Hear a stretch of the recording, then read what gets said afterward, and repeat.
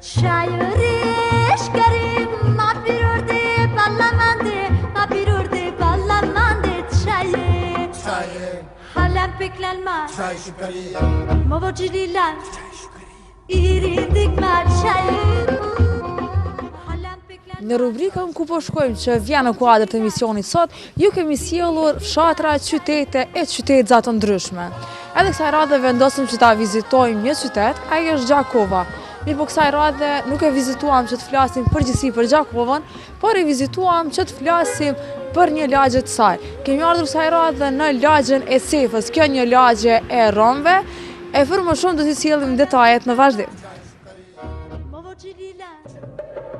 Kjo është mohalla e Sefës, gjendet afër qendrës së Gjakovës, ku jo larg është edhe qarshia e vogël. Me dekada të tëra, kjo mohall i takon komunitetit rom.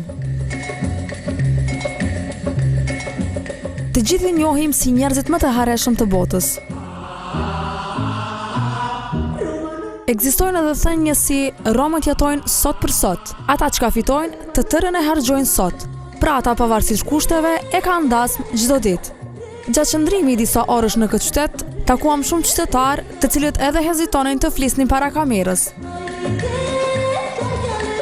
Por kishte edhe prej tyre që nuk e kishin problem, siç ishte Shefqet Jastyku. Unë kam 26 vjet, punoj bërvari në dyre drejtore, alumin.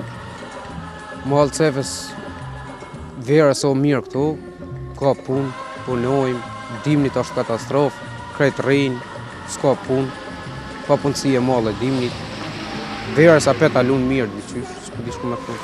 Shqeqeta më shumë atë lërgu se a jetë studime, shkollë të mesme, këtë shkollë? Ja, veç 5 vjetë shkollë kam, ma tepër s'kom mujtë me kry, që s'jem kom kushtet në atë kohë. Pas që na foli, Shefqeti edhe këndoi për ne. Mosu largo, po të lutem shumë, dikur ti mu lut shëmuan, tash të lutem unë. Nuk thon kot se romët janë këngëtar të lindur.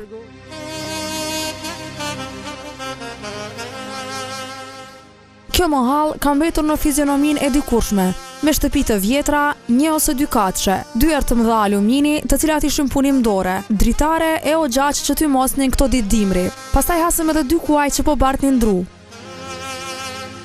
Por këtu nuk mungojnë as shtëpitë e reja.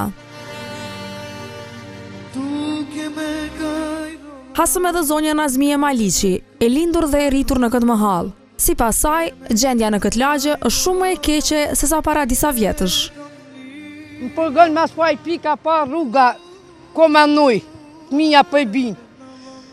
Nuk për kanë të marrë në keka, po ka liki, ka me marrë. Për din me lip votet, hajde, a për karika për lipin votet, a? Ja, për karika me slipin votet.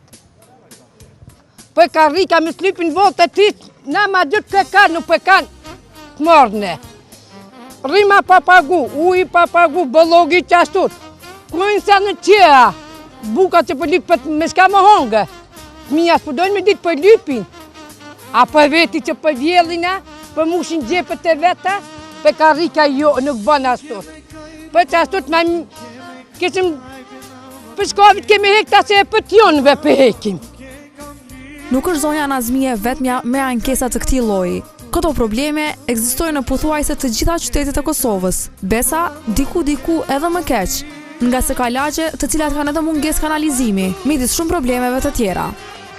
Në sy na ran edhe disa detaje interesante.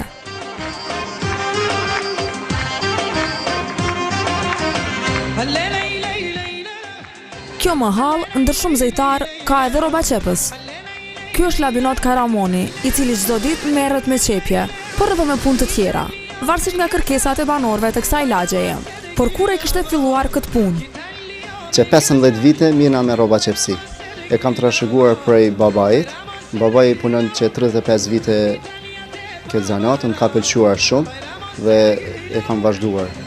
Punoj shkurtime, gushtime, riparime të gjitha rrobave që i ndrojmë zinxhirnat, qepin perde. Çmimi i pantallonave shkurtimi edhe ngushtimin e bëjmë kaniero. Edhe ndrimin e zinxhirit e kemi kaniero, gjithçka ka ero.